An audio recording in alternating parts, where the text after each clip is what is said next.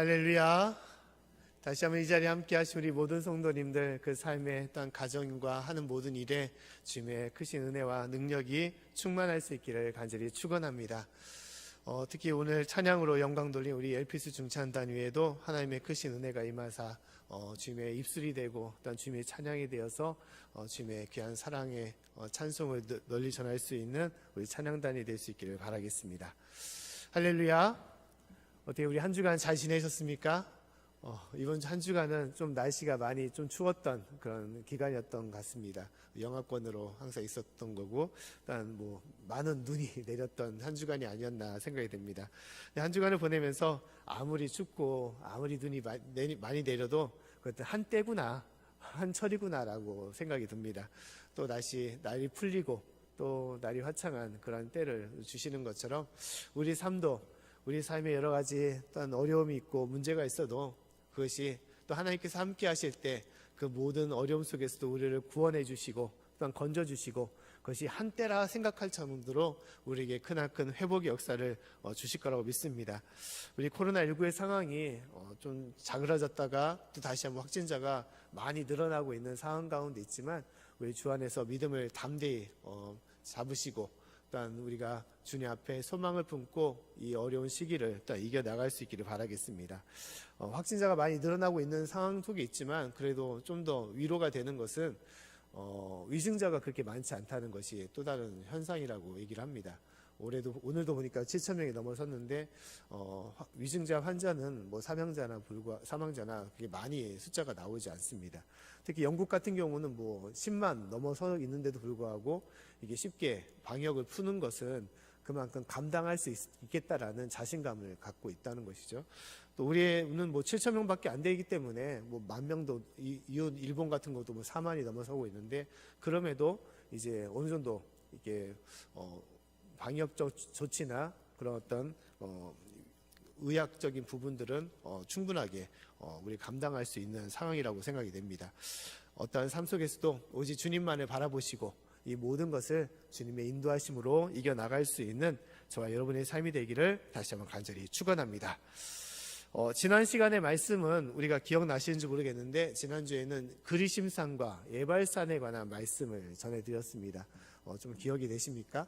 하나님께서 세겜 땅에 들어갔을 때 이스라엘 백성들에게 그리심산과 예발산에 두 편으로 나눠서 그것을 통하여 하나님의 축복의 땅, 또 한편은 저주의 땅이 임하는 것을 얘기하고 있는 것이죠. 그 두 산을 통해서 너희는 어느 편에 설 것인지를 물어보고 있는 것입니다. 젖과 꿀이 흐르는 가나안 땅에 들어가지만 그 땅이 들어가자마자 풍요로운 땅이 되는 것이냐? 그것이 아니라는 것이죠.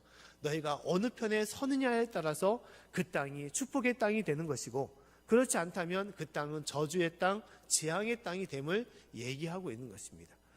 그래서 하나님께서는 우리가 진실로 하나님 편 안에 섰을 때 하나님께 더 가까이 나아갈 때 하나님께서는 우리 가운데 역사하시고 또한 그 땅 가운데 역사하시사 이른 비와 늦은 비를 주시고 풍요로운 목초지를 주시사 그 땅이 하나님의 온전한 젖과 꿀이 흐르는 땅으로 되게 하시겠다라고 말씀하고 있는 것입니다. 사랑하는 성도 여러분, 우리의 삶도 그러한 은혜와 능력이 임할 수 있기를 간절히 축원합니다. 진실로 하나님을 찾고 하나님 앞에 가까이 나아갈 때 또 하나님을 택했을 때 하나님께서 우리 가운데 역사하시사 우리 가정과 일터와 또한 교회와 이 나라 민족을 변화시켜 주시고 주님께서 이루시는 온전한 하나님의 나라 그 풍요로운 삶이 될 수 있기를 다시 한번 간절히 축원합니다. 그래서 오늘 말씀의 제목도 무엇을 얘기하고 있냐? 좋은 편을 택하라라는 그런 말씀의 제목을 갖고 있습니다. 오늘 말씀은 이제 마르다와 마리아의 집에 갔을 때 예수님의 모습을 통하여 우리에게 주신 말씀입니다. 오늘 말씀 보면 예수님께서 예루살렘으로 향해 가는 도중에 누구의 집에 들르셨냐? 이 마리아의 집에 들렸다라고 얘기를 하고 있습니다. 마르다와 마리아는 누구냐? 바로 죽은 나사로가 있었던 그런 가정, 그러한 집이었던 것이죠. 쉽게 말하면 예수님께서 마르다의 집을 신방하였다라고 볼 수가 있는 것입니다. 그 때문에 어떻습니까? 그 집의 분위기가 되게 분주했겠죠. 귀한 손님, 예수님께서 집으로 오셨으니 이 마르다의 마음이 얼마나 바빴겠습니까? 음식을 장만하라, 청소하랴 이로 말할 수 없이 바빴을 것입니다. 근데 문제는 무엇이냐? 문제가 있었음을 얘기하고 있습니다. 오늘 39절의 말씀에 다음같이 얘기를 하고 있죠. 39절 말씀을 한번 읽어보도록 하겠습니다. 자, 시작. 그에게 마리아라 하는 동생이 있어 주의 발 아래 앉아 그의 말씀을 듣더니. 자, 마르다는 엄청 바쁜데 동생 마리아는 어떻게 하고 있다는 것입니까? 예수님의 발 아래 앉아서 그 말씀을 듣기에 바빴다는 거예요. 바쁘긴 바쁜데 말씀을 듣고 있었다는 것입니다. 그래서 마르다, 이 언니의 마음이 어떻겠습니까? 얼마나 속이 탔겠습니까? 음식할 것도 많은데 혼자 하려니까 이것이 감당이 안 되는 것이죠. 그래서 아마 성경에는 써있지 않겠지만 마리아를 살짝 얘기했을 것입니다. 야, 동생아, 내가 지금 바쁜 거 보이지 않느냐? 좀 와서 도와줘라. 음식도 해야 되고 할 것도 많은데 지금 말씀을 듣는 게 이게 마땅한 거냐? 나도 말씀 듣기로 원하고 나도 듣기로 원하지만 지금은 바쁘니까 다 끝나고 준비가 다 끝나고 나중에 들어도 되지 않겠냐라고 이게 권면을 했을 것입니다. 근데 마리아는 어떻게 했다는 거예요? 그래도 떠나지 않았다는 거예요. 열심히 그 발 아래 앉아서 말씀을 들었다는 것입니다. 그러자 마르다는 어떻게 했냐? 마르다는 하다 못해서 이제 예수님께 화소연을 한 것입니다. 자, 오늘 40절 말씀에 다음같이 얘기를 하고 있죠. 40절 말씀도 한번 읽어보도록 하겠습니다. 자, 시작. 마르다는 준비하는 일이 많아 마음이 분주한지라 예수께 나아가 가로되 주여 내 동생이 나 혼자 일하게 두는 것을 생각지 아니하신나이까 저를 명하사 나를 도와주라 하소서. 아멘. 자, 마르다가 예수님께 말한 것은 무엇입니까? 예수님, 내 말을 안 들으니 예수님께서 말씀해 주십시오. 이 바쁜 상황 속에서 마리아에게, 동생에게 제발 언니를 도와달라고 얘기 좀 해달라고 부탁을 한 것입니다. 그러자 예수님은 어떻게 했겠습니까? 마르다의 말이 맞죠. 얼마나 지금 바쁜 상황 속인데 그럼 마리아한테 야, 마리아, 네 마음은 알겠지만 가서 언니 바쁜 거 보이지 않느냐, 좀 도와줘라 라고 살짝 얘기해 줄 수도 있을 것입니다. 근데 예수님은 뭐라고 말씀하셨습니까? 오늘 말씀에 보면 41절과 42절에 예수님은 다음같이 말씀하고 있다는 거예요.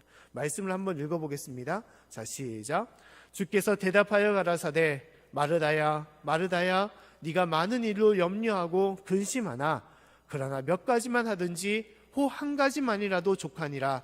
마리아는 이 좋은 편을 택하였으니 빼앗기지 아니하리라 하시니라. 아멘.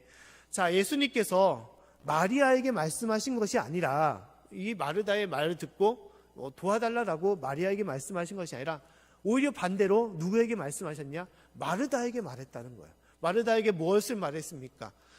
너는 염려하거나 근심하지 말아라 라고 말하고 있어요.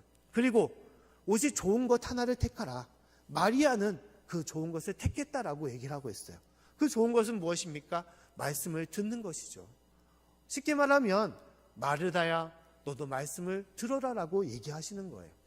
자, 예수님이 생각하기에 예수님을 영접하고자 하는 거, 예수님을 식사 대접을 한다는 것은 얼마나 귀한 모습이고 그 마음입니까? 그 정성과 그 속마음을 왜 예수님께서 모르겠습니까?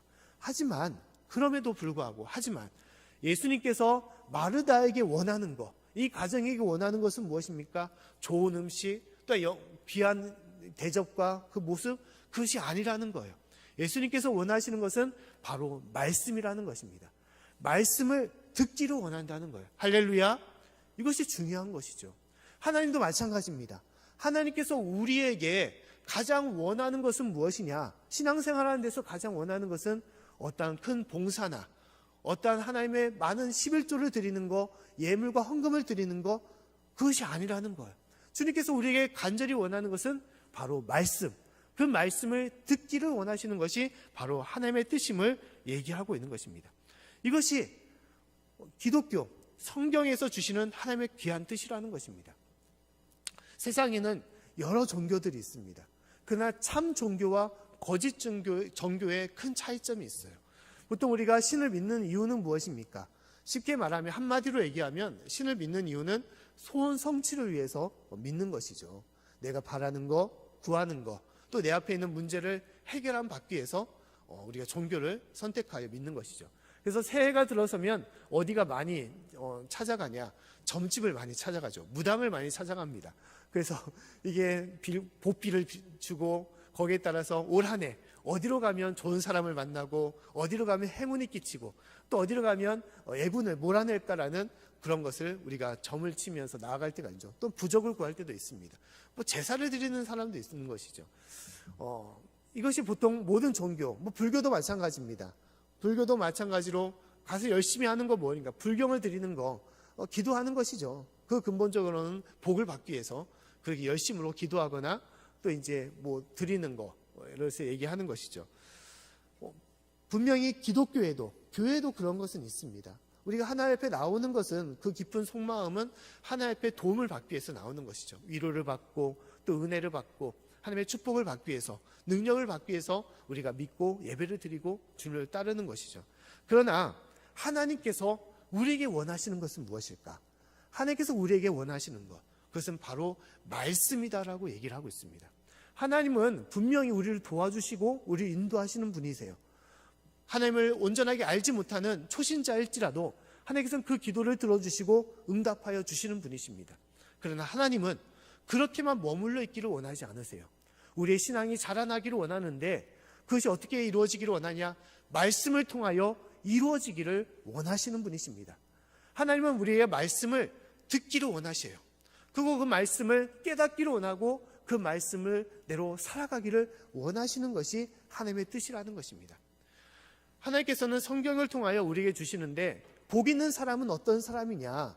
복 있는 사람은 하나님을 잘 믿어서 하나님의 능력과 복을 받은 사람이 복 있는 사람이냐? 그것이 아니라는 거야. 더 깊은 의미에서는 복 있는 사람은 무엇이냐?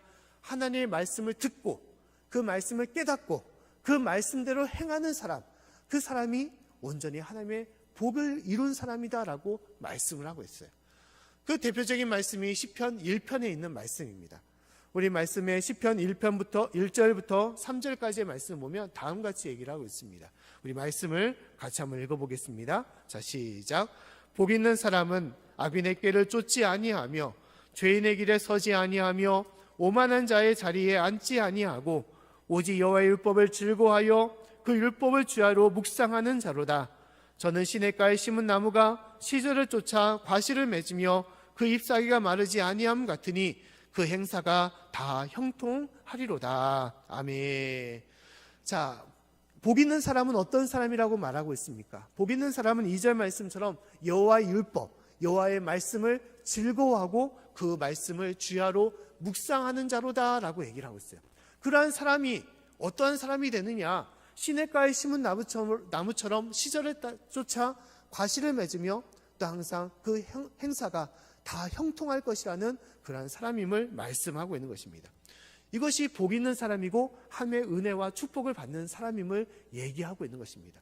단순하게 믿는 것이 아니라 어떻게 한다는 것입니까? 하나님의 말씀을 듣고 그 말씀을 새기며 깨닫고 그 말씀대로 행하는 사람, 그 사람이 온전한 하나님의 성도가 되는 것이고 자녀가 되는 것이고 하나님의 복을 받는 사람임을 말씀하고 있는 것입니다. 신명기에도 그런 말씀을 계속 이어져 나가고 있습니다. 신명기 15장 4절부터 6절 말씀에도 다음같이 말씀을 하고 있어요. 우리 말씀을 또 한번 읽어보도록 하겠습니다. 자, 시작. 네가 만일 내 하나님 여호와의 말씀만 듣고 내가 오늘날 내게 명하는 그 명령을 다 지켜 행하면 내 하나님 여호와께서 내게 유업으로 주신 땅에서 내가 정령 복을 받으리니 너희 중에 가난한 자가 없으리라. 내 하나님 여호와께서 내게 허락하신 대로 내게 복을 주시리니 네가 여러 나라에 꾸어 줄지라도 너는 꾸지 아니하겠고 네가 여러 나라를 치리할지라도 너는 치리함을 받지 아니하리라. 아멘. 하나님께서 우리에게 복을 주시사 가난한 자도 없게 하시고 또한 우리가 꾸는 자가 아니라 꾸어주는 자가 되고 치리함을 받는 자가 아니라 치리하는 자가 될 수 있도록 하시는데 그 조건은 무엇이라는 것입니까? 오직 그 명령을 듣고 그 명령을 지키는 자, 그 말씀대로 행하는 자가 그러한 자가 될 것이다 라고 얘기하고 있다는 것입니다. 신명기 28장 1절부터 6절 말씀에도 다음같이 말씀을 하고 있어요. 우리 또 한번 읽어보도록 하겠습니다. 자, 시작.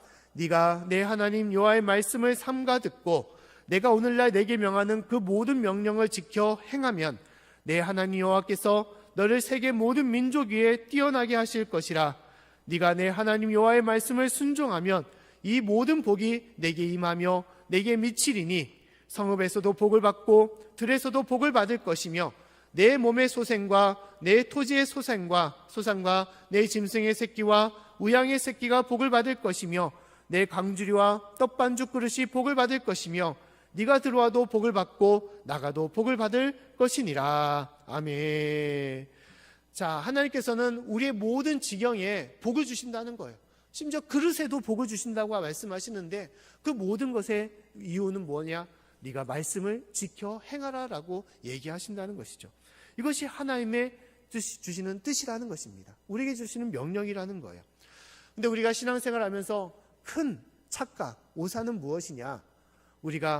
내가 말씀은 잘 못 알아듣겠고 말씀은 우리가 알지는 못하지만 그러나 내가 예배는 잘 드리고 또한 내가 헌금도 잘 드리고 시키는 대로 행하면 하나님께서 나에게 복을 주시는 거 아니냐라고 그렇게 생각한다는 것입니다. 하나님께서 원하시는 대로 내가 봉사하고 섬기면 그럼 당연히 복을 주시겠지라고 생각한다는 거예요. 근데 하나님은 그렇지 않다는 거예요. 먼저 중요한 것은 무엇입니까? 중요한 것은 말씀이라는 거예요. 말씀을 듣고 따라야만이 그 가운데 참된 봉사의 은혜가 있는 것이고 또한 예물을 드려도 그것이 하나님의 기쁨이 될 수 있다라고 말씀하고 있는 것입니다. 그렇다면 왜 하나님은 이렇게 말씀을 강조하고 있습니까? 하나님을 진실로 찬양하며 예배드리며 주 앞에 모든 것을 드리고 헌신하겠다고 하는 우리 사람들의 마음을 하나님께서는 먼저 받는 것보다 먼저 말씀을 강조하시는 이유는 무엇이겠습니까? 그 말씀은 바로 하나님의 뜻이고 하나님의 생각이기 때문이에요. 우리가 믿는다는 것은 무엇입니까? 잘 믿는다는 것은 하나님을 잘 안다는 것을 얘기하는 거예요. 하나님을 잘 알아야만이 하나님의 원하시는 그 뜻대로 그 생각대로 우리가 살아갈 수가 있는 것이고 우리가 바르고 온전하게 살아갈 수 있음을 얘기하고 있는 것입니다. 우리가 하나님의 뜻을 알지 못한다면 아무리 하나님을 섬긴다고 하고 하나님께 예배드리고 봉사한다고 해도 그것은 어떻게 보면 하나님이 원하시지 않는 길로 잘못된 길로 나아갈 수 있음을 우리가 깨달아야 되는 것입니다. 그 때문에 그 말씀을 잘 아는 게 중요한 거예요. 우리가 가정에서 생활할 때도 마찬가지죠. 부부 가운데 가장 중요한 것은 서로의 마음을 잘 아는 게 중요합니다. 서로의 마음을 잘 알지 못하고 아무리 내가 사랑한다, 내가 뭘 한다라고 도와주고 행해도 그것이 마음이 벗어나면 또한 다른 생각 가운데 행한다면 그것은 원하지 않는 길이 될 수가 있는 거예요. 오히려 그 마음을 해치는, 그 마음에 상처를 입히는 행동이 될 수가 있는 것입니다. 그 때문에 신앙생활에서 중요한 것은 무엇이냐? 바로 하나님의 뜻을 아는 것, 우리를 향하신 하나님의 생각을 아는 것이 가장 중요한 것입니다. 근데 그 길은 오직 유일한 길, 그것은 바르고 객관적인 길은 무엇이냐? 하나님께서 우리에게 주신 이 성경, 이 말씀을 우리가 잘 알고 행하는 것이 중요함임을 말씀하는 것입니다. 그래서 오늘 말씀에서도 예수님께서는 마르다와 마리아에게 가장 좋은 편을 택하라라고 말씀하면서 그것은 무엇이냐? 그것은 오직 하나님의 말씀을 듣는 것, 그 말씀을 새기는 것이다 라고 얘기를 하고 있는 것입니다. 이것이 가장 중요한 거예요. 말씀이라는 것은 그냥 요행이 아닌 것입니다. 요행이 아닌 거예요. 그 말씀을 잘 아는 것이 중요한 것입니다. 그 말씀을 왜 하나님께서 하셨는지, 왜 어떻게 우리에게 주셨는지, 그리고 지금 이 순간 우리에게 주시는 하나님의 음성과 뜻이 무엇인지를 아는 것이 중요한 거예요. 근데 우리는 그렇지 않고 이 성경을 부적과 같이 행할 때가 많이 있어요. 십자가를 부적과 같이 행할 때가 많이 있습니다. 그냥 성경을 내 머리맡에 두거나 집안에 두게 되면 어떤 귀신도 우리를 해하지 못할 것이다. 십자가가 있으면 어떤 사탄도 우리를 해치 못할 것이다 라고 생각할 때가 있는 것이죠. 그러나 성경은 그런 의미로 우리에게 주신 것이 아닙니다. 성경은 무엇이라고 우리에게 주십니까? 말씀을 들으라고, 말씀을 내 마음에 새기라고, 말씀을 잘 알고 행하라고 주신 것입니다. 그래야만이 성경이 나에게 힘이 되고 능력이 되는 거예요. 마음에 새긴 성경이 돼야 돼만이 사탄이 감히 우리를 무서워하고 우리를 두려워하며 그 가운데 행하지 못하는 것입니다. 십자가도 내 마음에 새기는 십자가가 돼야만이 그것이 참된 능력의 십자가가 될 수가 있는 것입니다. 하나님께서는 우리 가운데 그렇게 행하라라고 말씀하는 것입니다. 성경은 구체적으로 어떤 책입니까? 성경은 우리가 쉽게 말하면 구약 39권과 신약 27권으로 되어 있는 성경이라고 볼 수가 있는 것이죠. 그러나 이 성경은 구체적으로 하나님의 감동으로 영감으로 된 것이다라고 말씀을 하고 있습니다. 하나님께서 사람을 통하여 이 책에 하나님의 말씀과 뜻을 기록하고 있는 거예요. 근데 성경이 특별히 다른 것은 무엇이냐? 율법의 말씀처럼 십계명의 계명처럼 이거 하지 말아라, 저거 해라, 그런 어떤 도덕에 있는 그런 책이 아니라는 것입니다. 성경은 역사예요. 역사. 어떠한 역사입니까? 3, 4천년이나 되는 이스라엘 민족 속에서 하나님께서 어떻게 그 민족에 개입하셨는지, 또 그 가운데 어떻게 드러내셨는지, 그들을 인도하시고 그들을 이끄시고 또한 그들을 어떻게 행하셨는지를 드러내는 하나님의 그러한 역사의 모습임을 우리가 볼 수가 있는 것입니다. 이것이 바로 성경인 거예요. 그래서 성경을 통하여 우리가 하나님께서 어떻게 행하셨는지를 우리가 볼 수가 있는 것이고, 그 가운데 어떻게 우리에게 말씀하신지를 우리가 알고 따라갈 수가 있는 것입니다. 성경은 분명히 2, 3천 년 전에 오랫동안 기록된 책이기 때문에, 그것도 우리나라가 아니라 이스라엘에 기록된 책이기 때문에 쉽지가 않습니다. 어려운 책이에요. 하지만 중요한 것은 무엇입니까? 하나님께서 우리 가운데 드러내 주셨다는 거예요. 우리 가운데 보여주셨다는 것입니다. 진실로 하나님께서 나타내 주시고 그것은 우리에게 밝히 보여주신 것입니다. 성경은 허황된 소설이나 그러한 내용이 이야기책이 아니라는 것입니다. 우리의 삶 속에서 분명히 나타내 주셨고, 또 그것이 분명히 나타난 것이 무엇이냐? 바로 예수님이시라는 것입니다. 하나님이 인간의 몸으로 이 땅에 오셔서 우리 가운데 활동하셨고, 우리 가운데 여러 기적과 역사를 보여주시고 말씀을 주시고, 심지어 자신의 몸을 버려서 우리의 귀한 은혜와 사랑과 구원을 드러내신 것이 바로 예수님이시고 말씀인 것입니다. 하나님께서는 그것을 우리가 듣고 따르고 우리가 섬기라라고 말씀하는 거예요. 그래서 하나님은 우리가 그 말씀을 들을 뿐만 아니라 어떻게 하라고 말씀하시냐? 먹으라라고 얘기를 하고 있어요. 먹으라. 말씀을 먹으라는 것입니다. 말씀을 마음판에 새기라라고 얘기를 하고 있습니다. 잠시 듣고 흘러보내는 것이 아니라 그 말씀을 내 깊은 곳에 아멘하며 우리가 믿고 따르는 것을 말하는 거예요. 사랑하는 성도님은 진실로 그 말씀을 우리가 마음 깊은 곳에 먹고 또한 말씀에 마음판에 새길 수 있는 저와 여러분의 삶이 될 수 있기를 간절히 축원합니다. 성경은 단순한 지식이 아닌 것입니다. 우리에게 주시는 하나님의 귀한 생명의 양식이 되는 거예요. 그래서 우리가 보통 말씀 중에서도 제가 아멘을 강요할 때가 많이 있는 것이죠. 근데 아멘을 강요하는 이유는 무엇입니까? 제가 호응이 좋아서 또한 대답을 듣기 위해서 아멘으로 받기를 원하는 것입니까? 그것이 아니라 아멘이라는 것은 내가 그 말에 맞습니다, 그 말씀대로 제가 따르겠습니다 라고 고백하는 그런 표현인 거예요. 하나님의 말씀을 들으면 그 말씀이 나에게 주시는 말씀이구나, 내가 어떻게 행해야 될지를 내가 결단하고 내가 고백하는 거예요. 그래서 주님의 말씀대로 내가 따르겠습니다. 좋은 편을 택하라고 하니 하나님, 내가 진실로 좋은 편을 택하겠습니다, 말씀을 택하겠습니다 라고 고백하는 그러한 결단의 모습인 것입니다. 하나님은 말씀을 그렇게 들으라라고 얘기를 하는 거예요. 어떤 분들은 말씀을 들을 때 말씀을 듣는 것을 아니라 노트에 적는 그러한 습관을 들이는 분도 있습니다. 근데 그것이 참 중요한 것입니다. 노트에 적는 것은 단순하게 기록하는 것이 아니라 새기는 거예요. 내가 그 말씀을 듣고 이 말씀이 나에게 주시는 말씀이구나, 이 말씀이 내가 이렇게 행해야겠구나 하는 것을 내가 생각하여 그것을 적는 것입니다. 그래서 어떤 분들은 목사님께서 전하는 그 말씀을 창세기부터 요한계시록까지 새벽 제단을 쌓으면서 다 적는 분이 계세요. 또 그것을 또한 책을 출판하신 분도 계십니다. 근데 그것은 중요한 것은 자신의 생명의 양식을 쌓는 그런 모습임을 알아야 되는 것입니다. 사랑하는 성도 여러분, 하나님께서는 우리가 그 말씀을 내 깊은 속마음 가운데, 심령 가운데 그 생명의 양식을 쌓음을 통하여 우리가 하나님께 조금씩 나아가길 원하고 그 은혜와 능력 가운데 거하기를 원하신다는 것입니다. 진실로 그 하나님의 깊은 생명의 말씀, 그 능력의 말씀을 우리가 붙잡고 살아갈 수 있기를 간절히 축원합니다.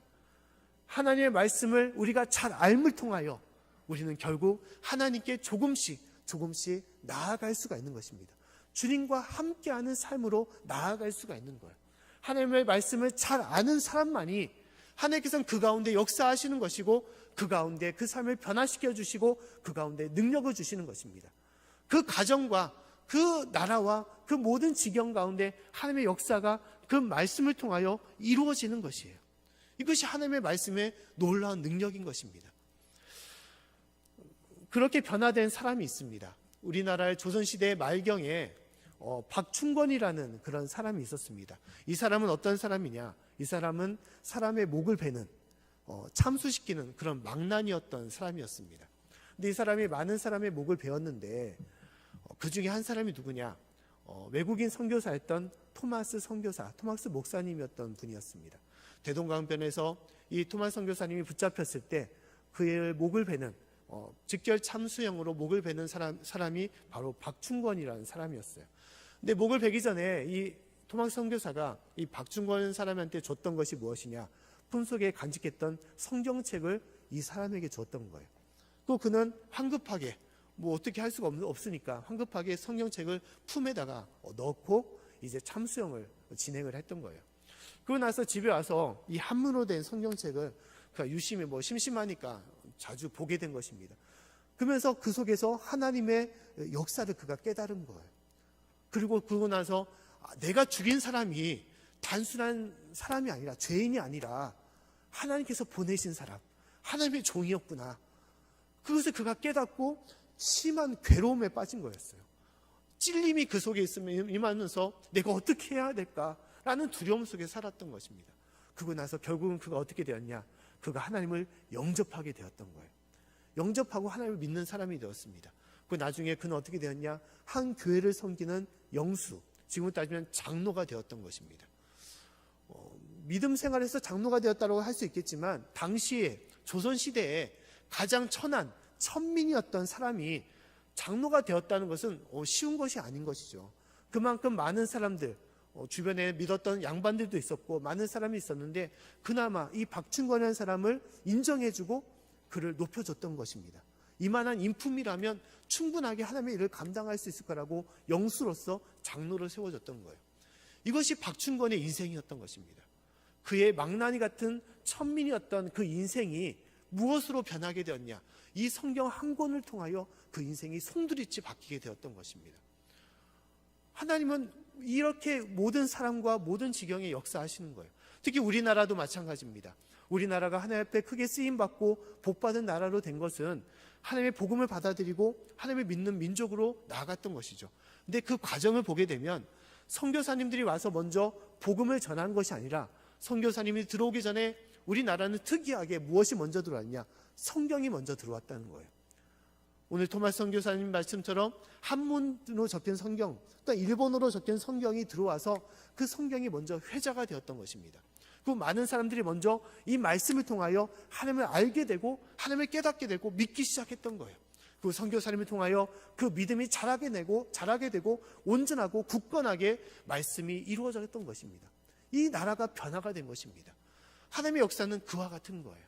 단순하게 말씀 한 구절 이러한 것이 있다라고 생각할 수 있겠지만, 이 말씀은 하나님께서 우리에게 주시는 음성이고 하나님의 뜻이 되기 때문에 그 말씀을 내 말씀으로 받아들이게 되면 놀라운 은혜와 능력이 우리 가운데 임하게 되는 것입니다.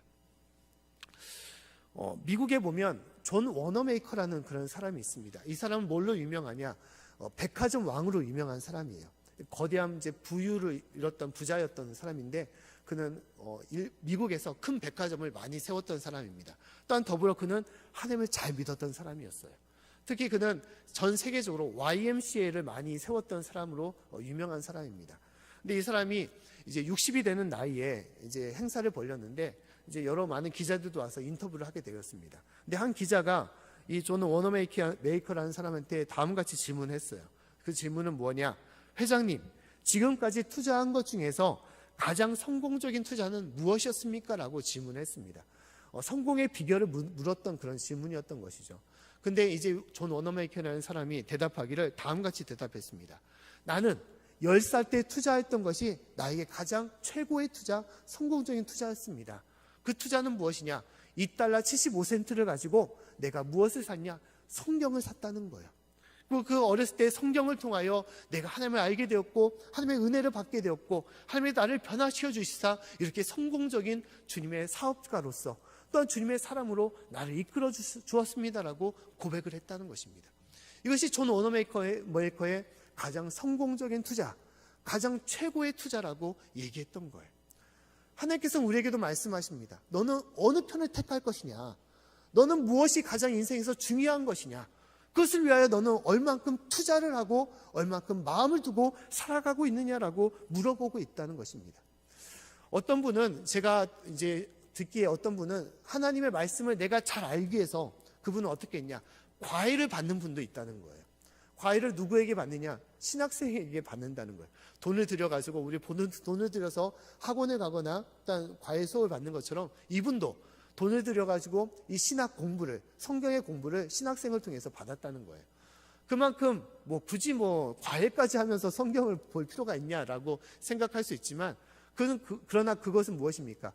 그 마음이 열망이 있다는 것이죠. 말씀을 배우고자 하는, 하나님의 뜻을 알고자 하는 강한 열망과 마음이 있었다는 것입니다. 굳이 과외까지 할 필요는 없지만 우리 가운데서도 하나님의 말씀을 잘 알 수 있는 기회들이 많이 있습니다. 그 기회가 어떤 기회입니까? 바로 이 자리인 것이죠. 예배를 드리는 자리. 예배를 드리는 자리를 통하여 우리가 말씀을 같이 나누고 그 말씀을 통하여 나에게 주시는 하나님의 뜻을 우리가 새기게 되는 것이죠. 특히 교회에서는 이 말씀을 중요하게 여깁니다. 이 말씀을 통하여 지금 이 순간 나에게 주시는 하나님의 음성을 우리가 듣고 있는 것이죠. 우리 교회에서도 제가 주일 예배는 이제 특별히 다른 교회마다 다 다릅니다. 주일날 행하는 말씀이 다 달라요. 어떤 분들은 복음서나 어떤 각 권을 가지고 강해 설교를 하시는 분도 있고, 또 어떤 분들은 그냥 세상적인 주제를 가지고 세상의 좋은 말씀, 또한 세상의 일편적인 단편적인 그런 얘기를 많이 하는 그런 목사님도 있다고 제가 들었습니다. 근데 저는 주제 설교를 하고 있어요. 절기에 맞춰서 그 때에 맞춰서 우리에게 주시는 주제를 삼고 그것을 가지고 말씀의 구절을 찾아서 이제 하나님의 뜻을 나누고 있습니다. 그 때문에 주일 예배는 신약에 갔다가 구약에 갔다가 중구난방으로 왔다 갔다 할 때가 많이 있어요. 그것 자체에서도 주시는 말씀의 은혜가 있는 것입니다. 하지만 말씀을 우리가 깊이 알기 위해서는 각 권 처음부터 끝까지 한번 읽고 듣고 묵상하는 것이 중요합니다. 특히 새벽 예배는 제가 부임할 때부터 사도행전부터 시작을 했습니다. 요한계시록까지 쭉 가고 그 다음에 지금은 창세기 1장부터 시작해서 31장까지 지금을 하고 있어요. 그래서 매절 몇 절씩 그렇게 읽어 나가면 통해서 그 속에서 어려운 말씀들 내용들은 같이 풀어보고 또 그 속에서 나에게 주시는 그 뜻, 하나님의 뜻이 무엇인지를 끄집어내서 그것을 나누고 있는 것입니다. 우리 부목사님은 이제 요한복음부터 시작해서 지금 사도행전부터 나가고 있는 것이죠. 새벽 예배만 듣고 따른다면 말씀은 그렇게 어려운 것이 아닙니다. 대부분 이해가 되고 따라올 수가 있는 거예요. 특히 수요 예배 같은 경우는 지금 저는 예수님의 비유 말씀을 행하고 있습니다. 특히 비유 말씀은 이제 어떻게 잘못 들으면 참으로 왜곡될 수 있는 것이 비유의 말씀이에요. 비유의 말씀은 당시 예수님께서 왜 이 말씀을 주셨는가를 잘 알 필요가 있는데 그냥 단어 하나하나를 그냥 끄집어내서 이해하려고 하면 잘못된 말씀으로 나갈 때가 있습니다. 특히 신천지 이단이 그런 일들을 행할 때가 있어요. 단순한 예를 들면 이와 같이 행할 때가 있습니다. 예수님의 겨자씨 비유를 어떻게 이야기를 하고 있느냐. 그 겨자씨 비유에서 겨자만 쑥 빼놓고 씨를 이야기하는데 씨 뿌리는 자의 비유의 말씀을 연결시켜가지고 그 속에서는 어떻게 얘기합니까? 씨 뿌리는 자의 비유에서는 씨를 말씀이라고 얘기를 하고 있죠.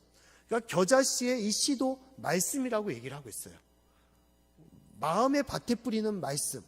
그리고 그 마음의 밭에 뿌려서 이 씨가 자라서 큰 나무가 되는데, 겨자씨가 큰 나무가 되는데 그 나무는 무엇이냐? 변화받은 사람, 거듭난 사람이라고 얘기를 하고 있습니다.